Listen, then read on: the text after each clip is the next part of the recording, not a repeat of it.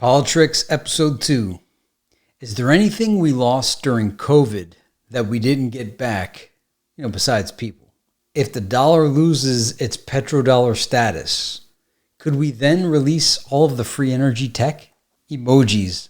You ever wonder why they trained us to think that emojis are so great?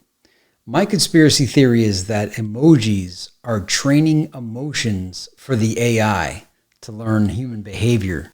Secrets are what prevent us from learning. Secrets are why some people can get away with things.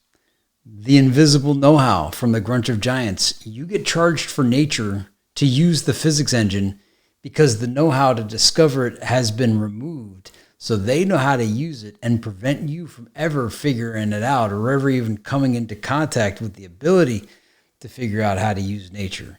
So they charge you perpetually for nature, for the rules that were built into the system.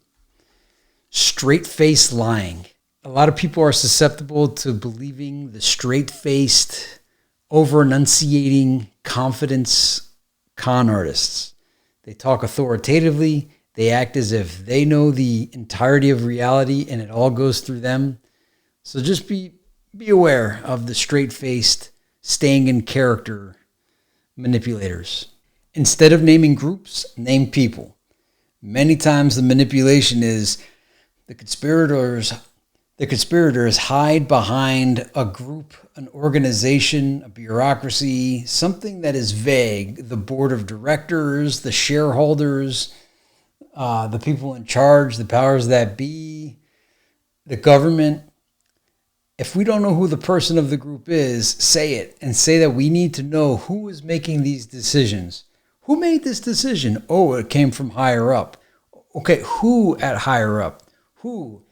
Where are these decisions coming from? Who and why? The shareholders are too vague. The board is too vague. The government, too vague. Get us names. Who did it? And let's hold them accountable. Who is responsible? A vague group has a veil that you don't know how to pierce or single out. And you're yelling at a logo or an idea or some vagueness. Somebody had to make that decision, and we should know who made that decision, not some vague group. And we also would like to find out if it is in fact a human being making some of these choices and not AI or aliens. Is the bank thing fake? Like a stress test? Think about every video you've seen on it. Nearly all of the videos about the bank collapse mention theoretical stress tests.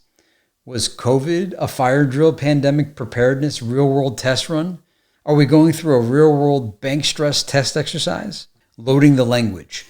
The loaded words fallacy occurs when you rely on manipulative language instead of facts or evidence to convince your audience that your claim is true. This fallacy is also known as euphemisms, appeal to argument from emotive language or loaded language. Also, another line to know is, while Marxists may share the same vocabulary, they do not share the same dictionary. Elizabeth Holmes seems like a provided villain.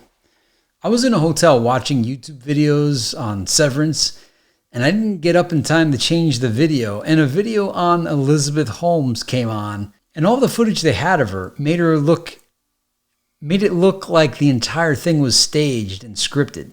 I had never heard of Elizabeth Holmes until some progressive friends and closet Satanist people I know talked to me about her, asked me if I knew who she was, and I didn't, and told me her story. And the commonality that I noticed was it was all people on the left that were spreading her story. Nobody on the right had any idea who Elizabeth Holmes was, but everybody on the left did. And it seems like they discovered through this process that being a narcissist psychopath was effective, but they already knew. But she was the real-world justification for the behavior.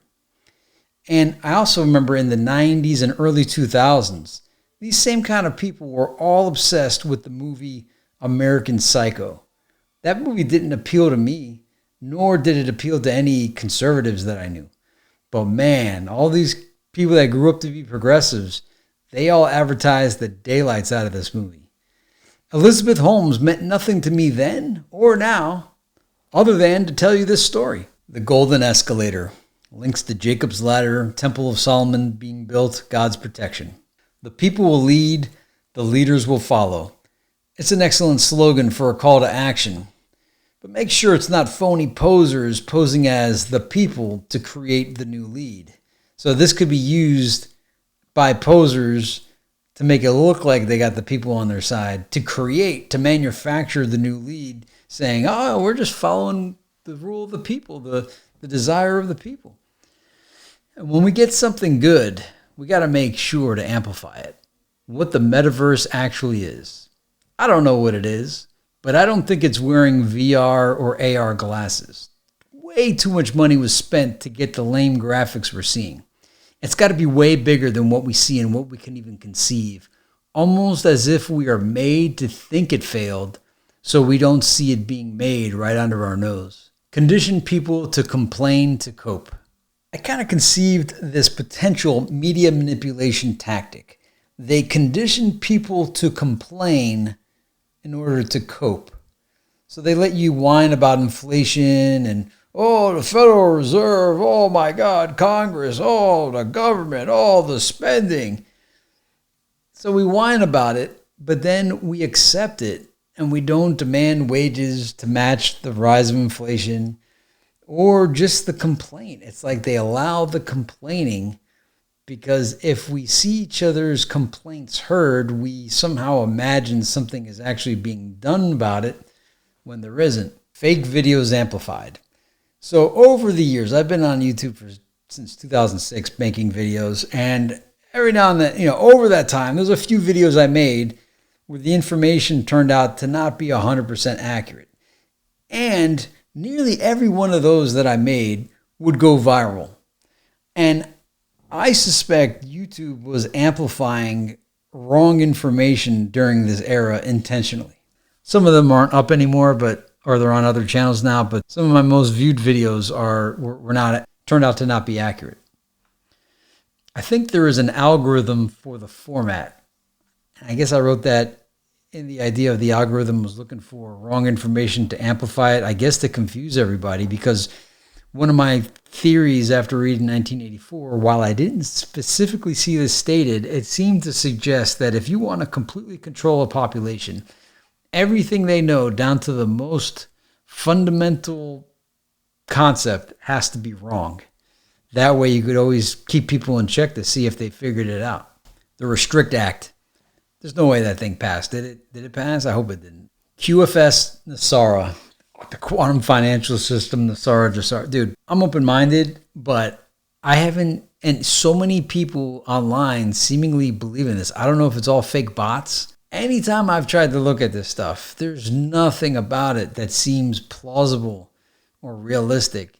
Now, I'm open. If you're a QFS Nassara believer and you have a video that is convincing or substantive or something with actual teeth in it, other than just some theory, go ahead and post it in the comments. I'd like to watch it. And I bought some XRP just in case and some other ISO 20020 tokens. But due to the tokenomics and the quantity, I don't know how this is going to work out the way you guys think it's going to work out. Hey, try to convince me. All right, that's the end of Politricks episode 2. Drop me a comment. What do you think?